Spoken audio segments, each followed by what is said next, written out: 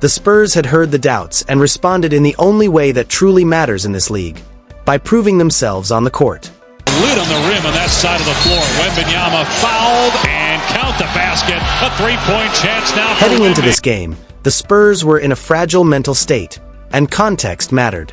This wasn't just another regular season matchup. Their recent loss to the Pelicans had been ugly, and not just in the final score. San Antonio had been outworked, giving up 19 offensive rebounds and watching a comfortable second-half lead completely evaporate because they couldn't match New Orleans' intensity. It was a scenario that had repeated itself too often this season. After the game, Devin Vassell was brutally honest. Opposing teams were coming in believing they could out-physical the Spurs, counting on the team to back down when things got tough. Coach Mitch Johnson confirmed it, admitting that New Orleans had set the tone with their physicality and that the Spurs had failed to respond. "This is becoming a pattern," he said. "Other teams have figured something out, and they're sharing notes." In the NBA, once that kind of reputation sticks, it's incredibly hard to shake. Every team schemes the same way. Get into the Spurs' chest, be the aggressor, make them uncomfortable, force them to fight back because they might not have the will to do so. Houston presented the perfect test. The Rockets had already beaten San Antonio 8 days earlier, played physical basketball, had size and athleticism at every position, and were backed by a raucous home crowd. If the Spurs wanted to make a statement, this was the time and place. But for the first 20 minutes, it looked like history was repeating itself. Houston came out locked in, shooting 60% from the floor in the first quarter and building a double-digit lead. They were executing the blueprint every critic had outlined. Set the tone, impose your will, and push San Antonio around. The Spurs looked sluggish on both ends, settling for contested jumpers instead of attacking the rim, getting beaten to spots on defense, giving up easy transition buckets, and looking lost on rotations.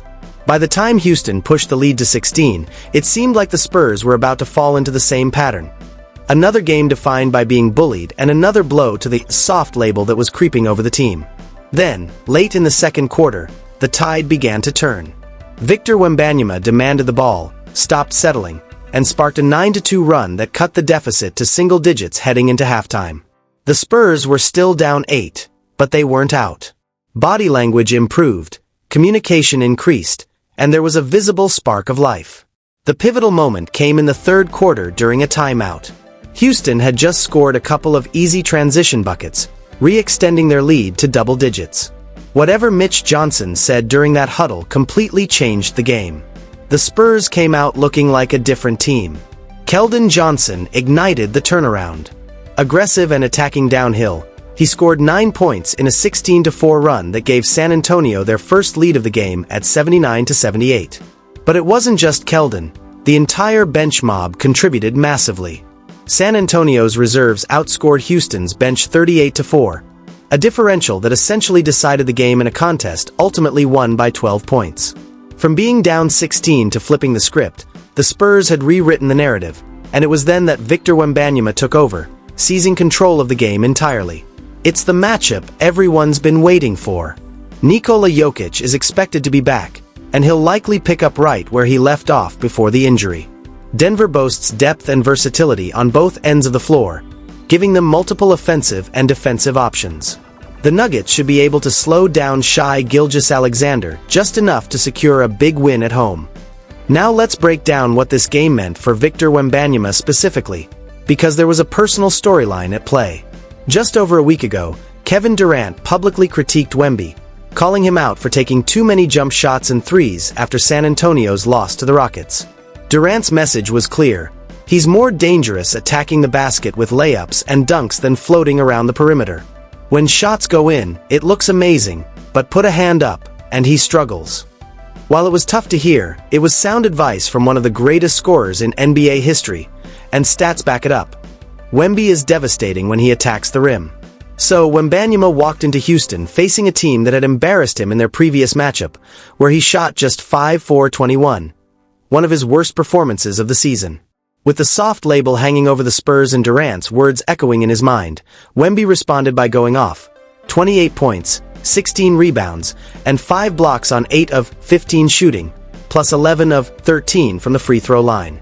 He attacked the rim relentlessly, weaponizing Durant's advice against one of the top teams in the conference. The fourth quarter started with an 11-0 Spurs run, 9 of those points coming from Wemby himself.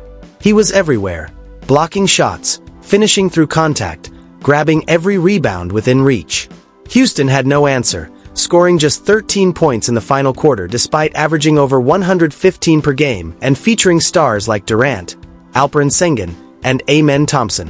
Stephon Castle deserves huge credit defensively.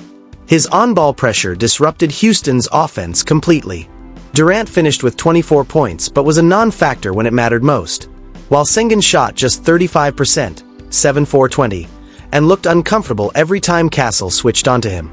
Castle also contributed 16 points, 5 rebounds, and 6 assists, showing he's developing into a true two-way star. The Spurs' success wasn't just about Wemby or Castle. It was a total team effort. Keldon Johnson brought energy and scoring off the bench, while rookie Dylan Harper delivered 6 straight points in the final minutes to ice the game. San Antonio completed the comeback, answering every question about their toughness. Zooming out, this game tells us something important about the Spurs' identity. Talent was never the question. Wembanyama, Castle, and Harper all have generational potential. The question was toughness. Could this young core handle playoff-level physicality, face teams trying to make things ugly, and still stand tall? San Antonio answered emphatically. 72-48 in points in the paint, matching Houston on the boards, overcoming a 16-point deficit on the road, and closing with a suffocating defensive performance that held one of the league's best offenses to just 13 fourth-quarter points. 3 days ago, Devin Vassell said the Spurs don't want to be seen as soft. The league thought they could bully San Antonio into bad basketball, but the Spurs walked into one of the toughest road environments in the Western Conference, erased a double-digit deficit, and made a statement. Wembanyama answered critics with 28 points, 16 boards, and 5 blocks. Stephon Castle showed why he'll be a nightmare for opponents for years. The bench outscored Houston's reserves by 24 points. This is how young teams grow, not just by winning, but by winning games that test their identity and force them to become tougher. The Spurs just sent a clear message to the rest of the NBA. They're no longer a team to push around. What do you think? Can San Antonio maintain this physicality? Drop your take in the comments, hit like, and subscribe for more. And while you're at it, check out one of the videos on your screen now.